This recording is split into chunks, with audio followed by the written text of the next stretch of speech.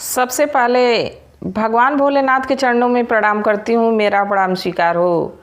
आदिशक्ति माँ भवानी गौरा के चरणों में प्रणाम करती हूँ, मेरा प्रणाम स्वीकार हो। सभी देवी देवताओं के चरणों में प्रणाम करती हूँ, मेरा प्रणाम स्वीकार हो। आप सभी गुरु भाई गुरु बहनों के चरणों में प्रणाम करती हूँ, मेरा प्रणाम स्वीकार हो। गुरु भाई गुरु बहनों, अगर जो आप लोगों को हमारी वीडियो अच्छी लगे, ये भगवान की चर्चा अच्छी लगे तो प्लीज़ लाइक करिएगा, शेयर करिएगा। अगर जो आप लोग चैनल पे नए हैं तो सब्सक्राइब कर लीजिएगा, ताकि जो भी वीडियो हमारी पड़े वो आप तक पहुंच जाए। और कमेंट में महादेव का नाम ज़रूर लिखिए। महादेव का नाम लिखने से, बोलने से सारे कष्ट दूर हो जाते हैं। और आज जो मैं कहानी सुनाऊंगी, कहानी को अंत तक सुनिएगा। ये बाबा भोलेनाथ, बाबा भूतनाथ, महाकाल जी की कहानी है। कहानी को अंत तक सुनिएगा।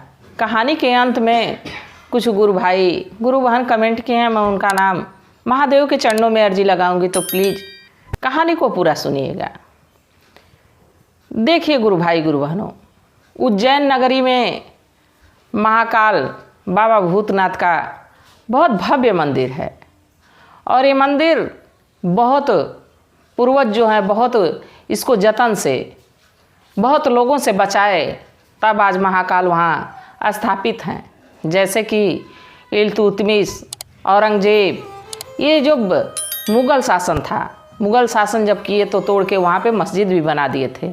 बाकी अच्छे अच्छे धर्म अधिकारी जो वहाँ के पुजारी, बढ़िया बढ़िया लोग वहाँ के थे, वो लोग शिवलिंग को एक कुएं में छिपा के रखे। और समय आने पे राणा जीराव सिंधिया इसका पुनः निर्माण करवाए। और इसके बाद धीरे धीरे समय चलता रहा, जैसे जैसे शासन बदलता रहा, वैसे वैसे उनका श्रृंगार होते गया और मंदिर भव्य होता गया। तोड़ने वाले तो बहुत तोड़े, बाकी ये सब महादेव की कृपा है कि महादेव अपने ही स्थान पे टिके रहे, वो इधर उधर नहीं हुए। ये महादेव की लीला नहीं है तो और किसकी लीला हो सकती है? भगवान की ही लीला है, जो अपने भक्तों को छोड़ के नहीं जाना चाहते थे। और हमारे माननीय प्रधानमंत्री नरेंद्र मोदी जी, उन्होंने तो महाकाल का रूप ही बदल दिया है। बहुत सुंदर मंदिर बन गया है, बहुत वहाँ की सुंदर साजो सजावट रहती है। और गुरु भाई गुरु बहनों, वहाँ की संध्या आरती जो होती है, उसका वर्णन मेघदूत नाम का जो एक किताब है, उसमें पूरा वर्णन है संध्या आरती का। तो देखिए, महाकाल का कहानी है, बाबा भूतनाथ की कहानी है। और भगवान अपने भक्तों पे सदा अपनी कृपा बनाए रखते हैं। अपने भक्तों के लिए भगवान क्या नहीं करते हैं, सब कुछ करते हैं।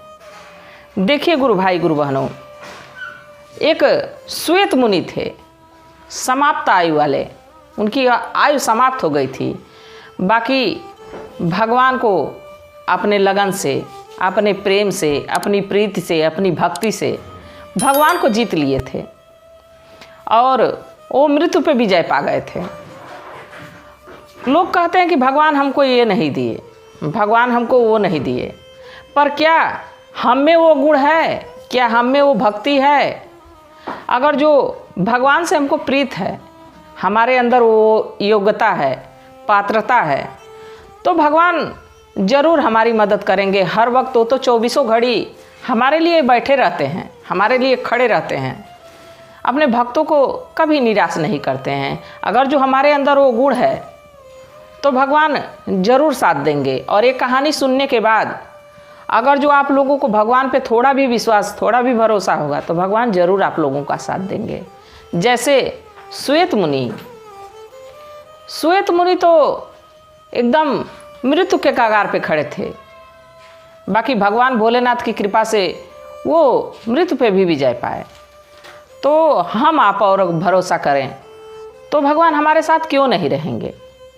भगवान तो अपने भक्तों के लिए अपना पद तक छोड़ देते हैं, अपना पद तक छोड़ देते हैं भगवान अपने भक्तों के लिए। इतने दयावान हैं। ये तो देवों के देव महादेव बाबा भूतनाथ, बाबा भोले भंडारी, इनके तो अनेकों नाम हैं। और महाकाल, कालों के भी काल हैं। बाबा भोलेनाथ कालों के भी काल हैं। तो गुरु भाई गुरु बहनों देखिए, एक श्वेत मुनि थे और श्वेत मुनि एकदम उनका लास्ट दिन था, लास्ट समय था और वो एक गुफा में महादेव के शिवलिंग के सामने बैठ के और शिव आराधना में लगे थे, शिव पूजा में लगे थे। भगवान भोलेनाथ के चरणों में अपना उनका पूजा पाठ करने में व्यस्त थे। इतना व्यस्त थे कि उनको ये तक नहीं पता था कि आज हमारी मृत्यु होनी है, जबकि वो बहुत कुछ जानते थे, बहुत ज्ञानी थे और महादेव को इतना प्रसन्न कर लिए थे कि वो बस यही सोचते थे कि अब हमारा मृत्यु क्या बिगाड़ सकती है। जिसका रखवाला, जिसके सिर पे स्वयं महाकाल का हाथ हो, उसका मृत्यु क्या बिगाड़ लेगी। यही सोच के भगवान भोलेनाथ के चरणों में लगे हुए थे। अब उनका तो लास्ट समय आ गया था। जब काल उनको लेने पहुंचा तो काल देखा कि ये जो श्वेत मुनि हैं, वे श्वेत मुनि अभी भगवान के चरणों में लगे हैं, भगवान की आराधना में लीन हैं। काल यही सोच रहा है कि देखो कितना मूर्ख व्यक्ति है, इसको पता है कि आज हमारी मृत्यु होनी है और ये अभी तक भगवान में व्यस्त है, भगवान के चरणों में लगा है। तो काल एक बार कहा कि अरे अब तुम कहाँ व्यस्त हो, अब तुम कहाँ व्यस्त हो, अब तुम्हारे जाने का वक्त आ गया। फिर भी श्वेत मुनि उसकी बात नहीं सुन रहे हो, तो भगवान में लीन थे, एकदम भगवान में खो गए थे, वो उनकी आराधना में लगे हुए थे। फिर काल कहा कि ये कहाँ तुम पूजा पाठ में लगे हो, व्यर्थ का समय गवा रहे हो। अब तुमको हमसे ब्रह्मा विष्णु महेश कोई नहीं तुमको बचा सकता है, क्योंकि मैं काल हूँ और मैं जब आ जाता हूँ तो किसी को छोड़ के नहीं जाता हूँ, सीधे मैं यमलोक लेके जाता हूँ। अब बाकी श्वेत मुनि को तो अपने प्रभु पे, अपने इष्ट पे भरोसा था। उनको देखिए गुरु भाई गुरु बहनों, जिसको अपनी आत्मा से, अपने परमात्मा से लगाव हो, निष्ठा हो, विश्वास हो, तो वो भरोसा बनाए रखेगा तो भगवान उसका बाल भी बाका नहीं होने देंगे। उसको किसी फैसले से, कोई भी अच्छा फैसला करके भगवान की विश्वास पे टिका है तो भगवान उसके भरोसे पे खरे उतरेंगे, उसको कोई हानि नहीं आने देंगे, कोई उस पर परेशानी नहीं आने देंगे। तो ऐसे ही श्वेत मुनि काल की बात को नज़रअंदाज करके महादेव के चरणों में लगे रहे। काल जोर से अपना सोटा जमीन पे पटका और फिर जोर से कहा, अरे श्वेत मुनि, ये कहाँ तुम लगे हो, क्यों शिव आराधना में लगे हो। अब तुमको तुम्हारा शिव भी हमसे नहीं बचा सकता, क्योंकि मैं लेने तुमको आया हूँ और ले ही के जाऊँगा। जब ऐसा जोर से काल ने डांटा तो श्वेत मुनि महादेव की शिवलिंग को पकड़ के और जोर जोर से अपनी तपस्या में लीन हो गए और रोने लगे। उनकी आंखों से आंसू आने लगा श्वेत मुनि की। देखिए गुरु भाई गुरु बहनों, अगर जो आप लोग को पता चल जाए, चाहे हम ही को पता चल जाए कि हमारी मृत्यु हो जानी है, तो क्या हम पे बीतेगी, क्या आप पे बीतेगी। अगर जो हम लोग को पता चल जाए कि अभी इस क्षण हम लोग की मृत्यु होनी है, तो उस समय हम लोग पे क्या बीतेगी। मात्र मृत्यु का नाम सुन के कोई और मर जाता है तो नाम सुन के रोआ सिहर जाता है, भयभीत हो जाता है मन, तो अपनी मृत्यु की बात सुन के कैसा लगेगा। श्वेत मुनि जान चुके थे कि अब हमारा प्राण लेने के लिए यमराज के दूत आ गए हैं, फिर भी वो अपना भगवान भोलेनाथ की आराधना में बिल्कुल लगे रहे, टस से मस नहीं हुए, क्योंकि उनको अपने इष्ट पे, अपने भगवान भोलेनाथ पे भरोसा था और वो लगे रहे। बाकी काल का भी जो काम है, जो ड्यूटी है, वो तो करनी ही है। अब जब काल ऐसे कहा तो श्वेत मुनि भगवान भोलेनाथ के चरणों में लगे रहे और अपनी अरदास, अपनी दया मांगते रहे, महादेव से अर्जी लगाते रहे कि हे भगवान भोलेनाथ, मैं सदा आपको पूजा, सदा आपका ध्यान दिया, सदा आपकी आराधना किया और आज अब तो हमारे जाने की बारी आ गई, काल हमको लेने आ गया, हमको बचाइए प्रभु, हम अभी आपकी आराधना करने चाहते हैं, अभी आपके भक्ति में रहना चाहते हैं, आपके साथ रहना चाहते हैं। अब बाबा भोलेनाथ कब तक अपने भक्त की परीक्षा लेते? शिवलिंग से तुरंत भगवान भोलेनाथ प्रकट हुए। भगवान भोलेनाथ उस शिवलिंग से तुरंत प्रकट हुए और जब काल देखा भगवान भोलेनाथ का रूप, क्योंकि वो महाकाल रूप में थे, रौद्र रूप में थे, तो भगवान भोलेनाथ को काल भी देख के बेहोश हो गया। जो काल आया था खुद श्वेत मुनि को लेने, काल जिसको देख के व्यक्ति भयभीत हो जाए। और किसको दिखते हैं काल? जिसको जाना हो जाता है बस उसी को दिखते हैं। श्वेत मुनि को तो दिख रहे थे, बाकी अब देखिए काल महादेव को देख के काल ही बेहोश हो गया। जो सबकी मृत्यु करता है, सबके प्राण को ले जाता है, वही बेहोश होके अचेत होके गिर पड़ा।